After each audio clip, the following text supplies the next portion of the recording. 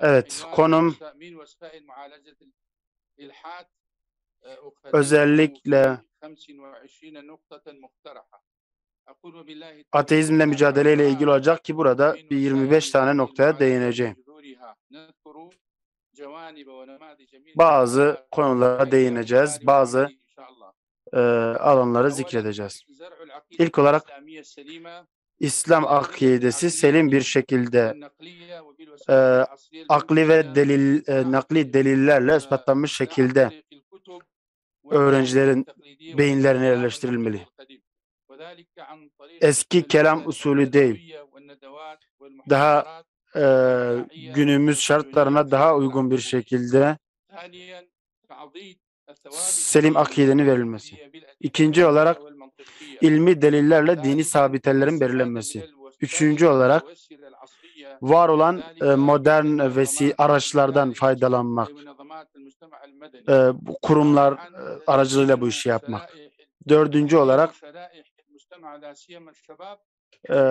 özellikle bazı sesli kayıtlar yapmak, videolar yayınlamak ve bu şekilde bunları gençlerin istifadesine sunmak.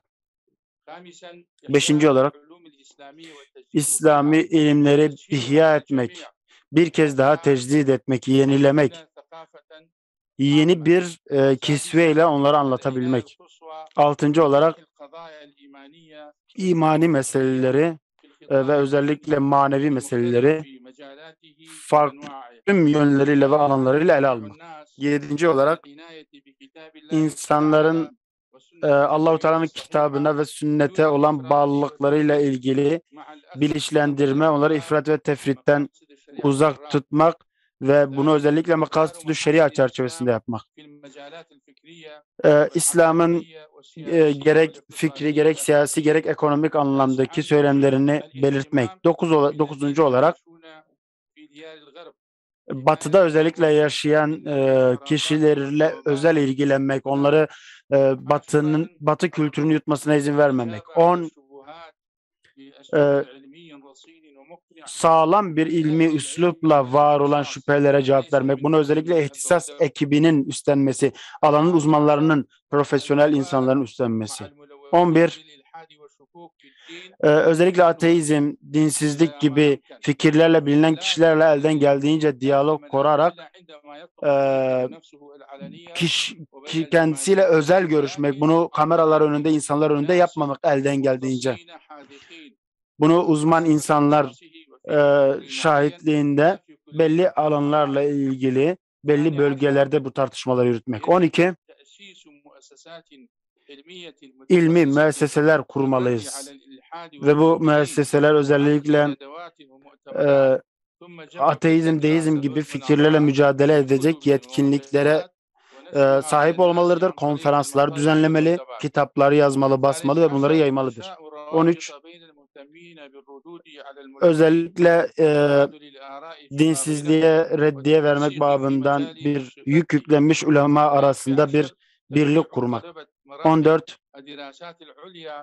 Yüksek lisans ve doktora öğrencilerini özellikle var olan ilhad ve dinsizlikle mücadeleye yönlendirmek, bu alanlarda tez yazmalarını sağlamak. Diğer husus özellikle dinsizlikle bilinen kişilerin rahatça konuşmasına izin vermeyip onlara ilmi reddiyeler vermek ve İslam toplumunda güven oluşturmak. 16. Bazı kitaplar, yayınlar, dergiler yazmak, yayınlamak, özellikle gençlere yönelik kurumlar kurmak, eğitim merkezleri açmak ve bunların tüm bu işleri şer'i deliller ve uzmanlar tarafından gerçekleştirmek. 17. Özellikle umuma açık kurumsal alanlarda, kıraathane gibi alanlarda da halka açık bilinçlendirici sohbetler yapmak. Bir diğeri, çocukları ve kızları daha küçükken anne babaları tarafından iyi bir eğitime tabi tutmak. Evet. 19. Müderrislerimiz özellikle dini anlamda eğitmek için öğrencilerle özel ilgilenmeleri gerekir. 20. Gençlerle ilgilenmek, belki sormaya utanacakları sorulara cevaplar yetiştirmeye çalışmak, onlara anlayışla karşılamak. 21. Her yeni vesileyi, aracı İslam'ın hizmetine sunarak ondan istifade etmek.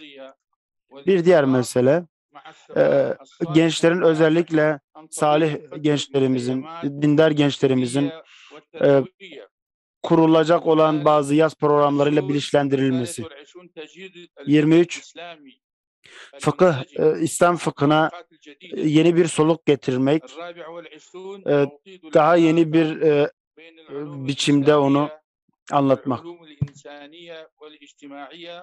İslami ilimleri ve sosyal bilimleri birleştirmek ve bu iki ilim arasındaki irtibatı sağlamak. 25. Özellikle aşırı hurafeci, aşırı mütesahil bütün ideolojilerle mücadele ederek sahih İslam düşüncesini oturtmak, ortaya koymak. Bunlar benim genel olarak hazırladığım 25 maddeydi. Hızlıca zikretmiş oldum. Umarız ki bunlar da sizler için ufuk açıcı şeyler olmuştur. Umarız ki gelecek nesillere umut ışığı olur, yollarını açar. Allah'ın selamı, rahmeti ve bereketi üzerinize olsun.